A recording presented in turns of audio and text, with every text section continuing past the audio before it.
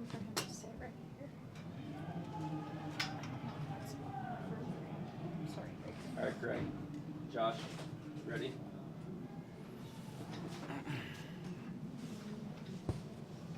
Sounds good. Take it away, Josh. Take it away, Josh. Yeah, I think they have Greg muted still. Is that better? Oh, there we go. Yeah, perfect. That's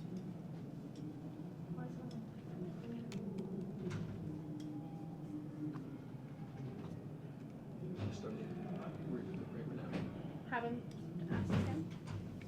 I can't hear anything at the moment. Josh, can you go? He might be going, but there's no volume coming out of this.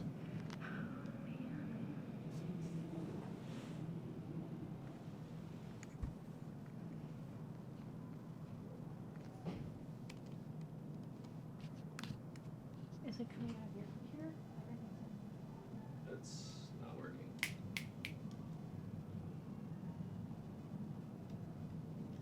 Okay. Kevin, can you please unmute your computer so he can hear the question from your computer? Okay. Or no? Josh, go ahead. all right, Greg, you got me? I can hear you. Yeah. Can you hear me all right? Yeah, I got you. Pretty interesting series of events through that first 23 minutes. Wanted to know your thoughts on it. Maybe taking a look at Mavinga's penalty there as well, and whether or not you thought it was a penalty. You're gonna have to mute me on that one. Yeah. Okay. The first goal is ridiculous. I mean, it's just a ball that's hung up in the air. It's 6 yards out. It's hanging in the air for a little bit. I mean, we got to come take it. I'd like to see Bondi just come take it. It's clean it up, and the whole play is done. White he's a handful just in the air, and they're going to serve things up. We know that, but we can be more aggressive on that play because the ball is just floating up there for us to come take it. Instead, we're stuck on our line, and then we have a second chance to make a save, and we don't. And now we're down 1-0 just a couple minutes into the game, and it seemed like it started a series of unbelievable moments where we just, like, you know, every pass they made, they got themselves in, and they were hitting crossbars. They were doing all kinds of stuff. So, yeah, the Mavinga one, gosh, he jumped around him, I thought, pretty clean, in which case he put himself in a position to try to make a play on the ball. I'm not exactly sure where or how he got him. That's what I was trying to ask on the side, because he kind of got his foot in between the ball and the player. So, to be honest, I was a little bit confused. Obviously, they came straight red right away, so that made me think they thought he got him on the jump around, but he didn't. So then my understanding is they thought that he got him on the foot somehow, because then it was a yellow because he went for the ball, not because. So I was, yeah. I mean, we put ourselves in a really tough spot in the situation, but I'd love to say it was fairly soft, but we put ourselves in a bad situation and a hole that we had to dig ourselves out of. And the first half, just coming out of the blocks, we didn't deal with things well. We knew they were going to cross balls, whip things into the box, and that we needed to deal with it, and we didn't. And that was the first half, just trying to get ourselves into it. I think when we went down to man, I was actually quite proud of the group and how they managed that whole situation. We had more than our fair share of possession, which usually doesn't happen when you're down a man. We obviously got 2 goals back in the second half. We gave ourselves a chance to maybe squeeze something out of here. I just think we ran out of gas down the stretch. When you're down a man and the field is open up and you start to try to rush attacks and miss passes, then the field gets really opened up. And when you're down a man, it's just really difficult to manage. So, but I was proud of the guys when they went down a man. I thought our response was certainly courageous, and they went for it. Can you any update on Mark Delgado and his injury, and then maybe talk a little bit about his goal as well?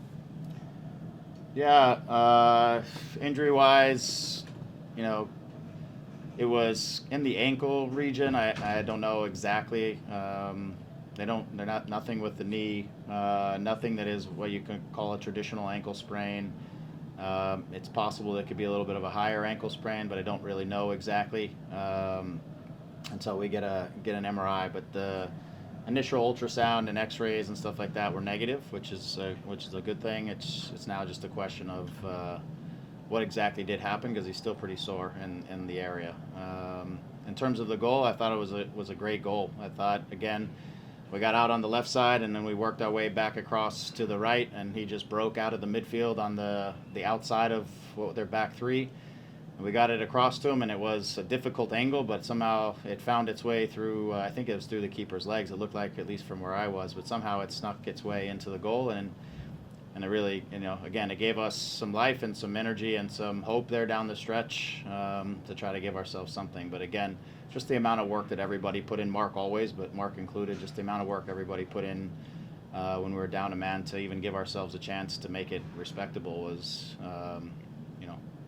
positive work from the guys.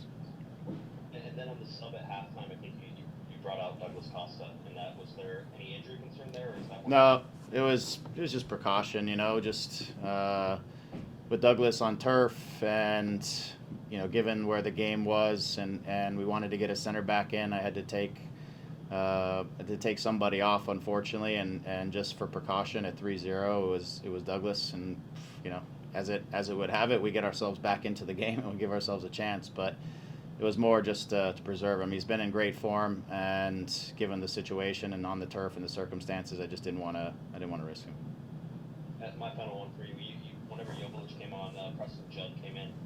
Judd had the pass to Delgado. I know you guys have been seesawing back and forth between Jovic and Judd in terms of starting. What do you see between those two right now in terms of confidence and maybe going forward? Who possibly gets that start? Yeah, I mean they're different types of forwards. There are certain things that Dayon does that Preston doesn't do as much or as well, and there's certain things that Preston does that Dayon doesn't do as much or maybe as well. And so it's really just trying to figure out in certain moments which guy connects better with the group, who the group finds a little bit better on the field in terms of their spots, and who can make a difference. None of our forwards this year have really broken out just yet, so just trying to again find the right connection really for the group. It's not even about those two players. It's about how they fit into the group and what the group is trying to accomplish right now. And so I thought the last two games Preston was all right, but there was some opportunity in those games for more, I think, and Dayon came on and he created a lot of opportunities in the last game. When he came on, we scored, and we created some opportunities, so we gave him the run out tonight, and we're looking to flip-flop it and have Preston come on and try to be a handful, big strong guy at the end, be a handful. But again, we got down 3-0 so fast that everything was took on a little bit different shape tonight. Perfect. Thanks, Ray. Appreciate And it. last question will go to Hargs. Hi, Greg. Mike D'Agostino was filling in for Vanney tonight. He mentioned he was a little bit nervous. I was wondering if there was any wrinkles or anything different maybe you guys threw out there, maybe trying to throw out that he maybe wasn't expecting. No, I mean, honestly, I wish we could have thrown wrinkles, but we were down 3 goals before we were 15, 20 minutes into the game, and so I felt like, I don't know when the third goal was, honestly, I have to look, but we were behind it quickly. So because of that, we were down a man. So because of that, we were in sort of a, I don't know, not a reactive state, but trying to figure out how to control things defensively to plug the hole and still find ways to overload in the right areas, to create some attacks, to give them some problems. Again, I thought we did that. I'm sure as we started to creep our way back in the game, I'm sure he got a little more nervous, but in the end, we weren't able to equalize. But yeah, again, I think it was a tough game for us to be really proactive about our moves just because of the circumstances. Thank you. Thanks for your time, Greg. Okay, thanks everyone.